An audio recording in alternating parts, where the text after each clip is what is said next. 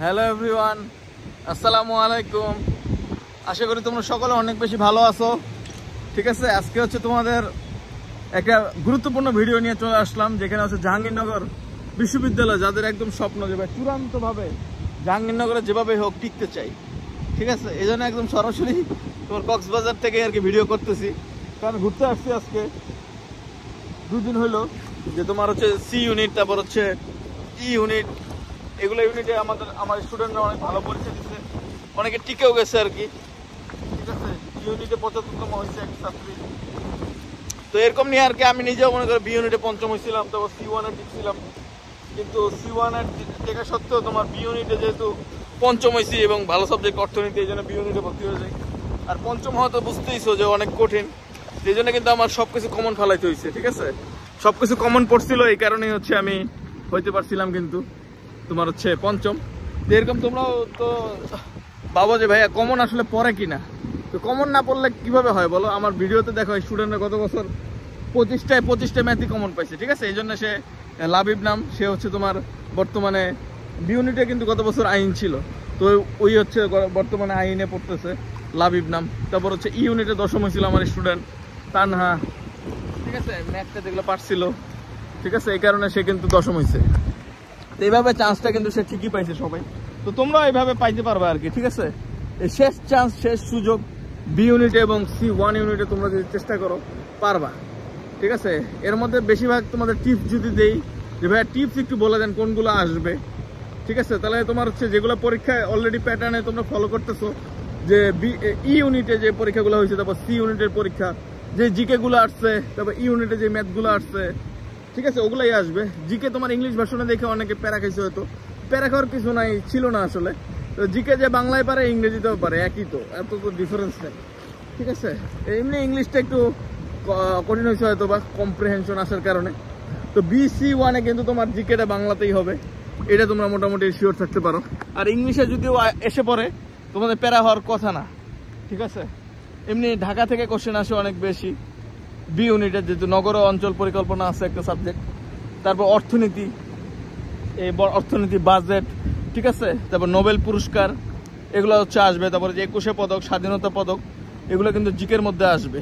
ঠিক আছে, এবং ম্যাথ থেকে যদি চাও তাহলে হচ্ছে ম্যাথ যেই শিটগুলো আর কি দেয়, সেগুলো থেকেই একদম 100% কমেন্ট আসে প্রতি বছর। এই বছর আসবে, আমি শিওর, মোটামুটি শিওরই আর কি। বুঝতেইছো, নিজে 5ম হয়েছে, তাহলে কিভাবে চিন্তা করো একটু, যে ভাই তো নিজেই 5ম হয়েছে, তার মানে তো সে যেগুলো সাজেশন দিবে সেগুলো তো অবশ্যই কারেক্ট হবে, নাহলে তার স্টুডেন্টরা তো টিকছে কিভাবে প্রিভিয়াস ইয়ার গুলোতে। ঠিক আছে, আমার সাবস্ক্রাইবার কিন্তু কম না, 5 বছর থেকে পড়াচ্ছি। ঠিক আছে, তোমাদেরকে আমি অনেক বেশি সিনিয়র, এখন জাহাঙ্গীরনগরের মোস্ট সিনিয়র ব্যাচ হচ্ছে আমি।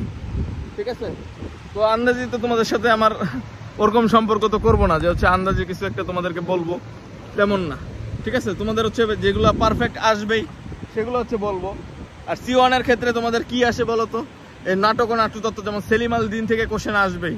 ঠিক আছে, তারপর পাবলো পিকাসো, ভিনসেন্ট ভ্যান গগ, ঠিক আছে, লিওনার্দো ভিঞ্চি, মাইকেল অ্যাঞ্জেলো, এরা কোন দেশের নাগরিক এবং তাদের বিখ্যাত যেই আর্টগুলো আছে সেগুলো কিন্তু পরীক্ষায় আসবেই। তারপর জয়নুল আবেদিন বাংলাদেশের, কামরুল হাসান, ঠিক আছে, তারপর জাহাঙ্গীরনগরের যেগুলো অবস্থিত সেগুলা, মানে অমর একুশ, তারপর সংসপ্তক, জাহাঙ্গীরনগরের শহীদ মিনার, এছাড়াও জাহাঙ্গীরনগরের অদম্য 24 নামে নতুন যেই সংস্করণটা আছে সেটা। ঠিক আছে, এগুলো কিন্তু পরীক্ষায় তোমাদের চলে আসবে ইনশাল্লাহ।